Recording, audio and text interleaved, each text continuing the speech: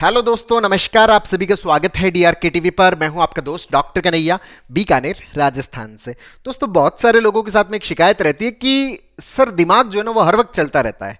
इसको रोकने की बहुत कोशिश करते हैं बट ये रुकता नहीं है। तो दोस्तों, मैं आप लोगों के साथ में इस वीडियो के माध्यम से एक पूरा साइंटिफिक तरीका आप लोगों के साथ में शेयर कर रहा हूं कि कैसे हम हमारे इस चलते हुए दिमाग को रोक पाएं। और साथ ही दोस्तों, आप सभी को दिवाली के इस पावन पर्व की हार्दिक शुभकामनाएं।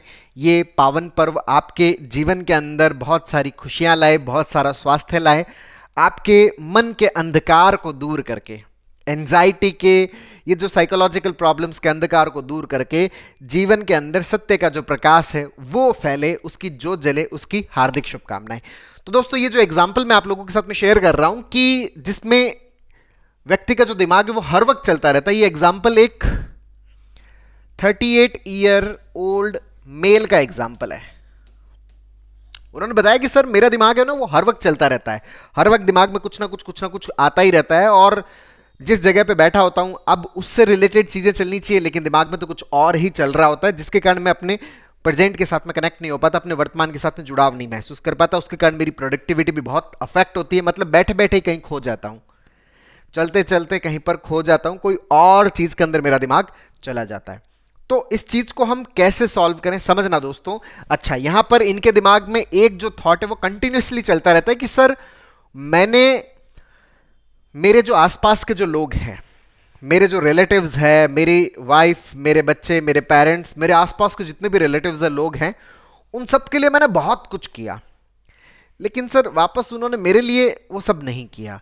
ये बात मुझे बहुत परेशान करती है, बहुत मेरे भीतर तिलमिलाहट पैदा होती है, हर वक्त मेरे दिमाग में यही चलता रहता है और इसी बात के ऊपर मेरा दिमाग लगातार लगातार लगातार यही बात सोचता रहता है और इस बात से मैं मुक्त नहीं हो पाता। अच्छा, इससे मुक्त होने के लिए, इससे फ्री होने के लिए मैं बहुत सारी चीजें करता हूं। मैं सर पिछले 4-5 साल से मैं मेडिटेशन भी कर रहा हूं, मैं ध्यान भी लगाता हूं, लेकिन मैं इससे मुक्त नहीं हो पा रहा। मैं ट्रीटमेंट भी ले रहा हूं लेकिन उससे फ्री नहीं हो पा रहा।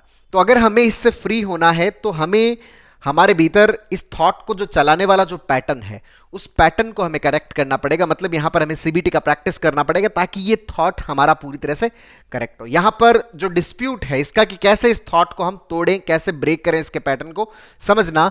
सबसे पहला तो यह कि आपने सब लोगों के लिए किया, ये बात ठीक है, पर पहली बात तो ये कि क्या आप सभी के बीच में ऐसा एग्रीमेंट हुआ था, आपके अपने रिलेटिव्स के बीच में, जो भी आपके फैमिली पर्सन है, जो भी आपके आसपास के लोग हैं, कि भाई मैं आपके लिए देखिए ये सब चीजें कर रहा हूं तो आप सभी मेरे लिए ये सारी चीजें इसी तरह से करेंगे जैसे मैं चाह रहा हूं, जैसे मैं कर रहा हूं।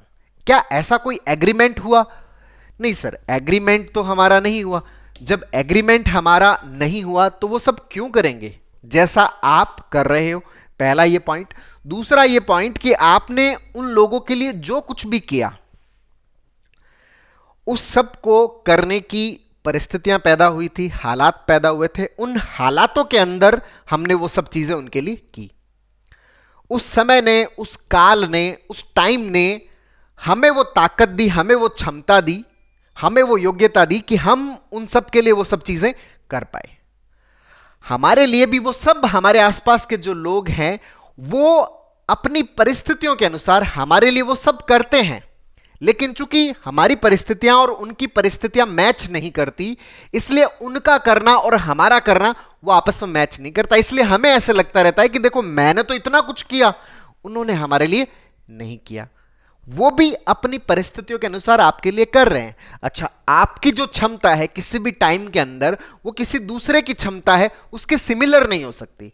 तो उस क्षमता के अनुसार अगर वो आपके लिए कुछ करेगा तो वो आपकी क्षमता को कैसे मैच करेगा? नहीं करेगा। जब मैच नहीं करेगा तब भी हमें ऐसा लगेगा कि अच्छा इसने जो है वो मेरे अकॉर्डिंग नहीं किया। तो आपकी जो इच्छा, आपका जो एक्सपेक्टेशन है दूसरे व्यक्ति के साथ में, जो भी आपके आसपास है उनके साथ में ये एक्सपेक्टेशन जो है वो फुलफिल नहीं होगा। और जब एक्सपेक्टेशन फुलफिल नहीं होगा तो दिमाग में फिर ये थॉट उठेगा, अरे यार मैंने तो इतना किया, इन्होंने मेरे लिए ऐसा नहीं किया। दो लोगों की दोस्तों क्षमताएं, दो लोगों की परिस्थितियां, दो लोगों की जो समझ है वो समझ कभी समान नहीं हो सकती। दो लोगों की परिस्थितियां कभी समान नहीं होती, दो लोगों की क्षमताएं कभी समान नहीं होती।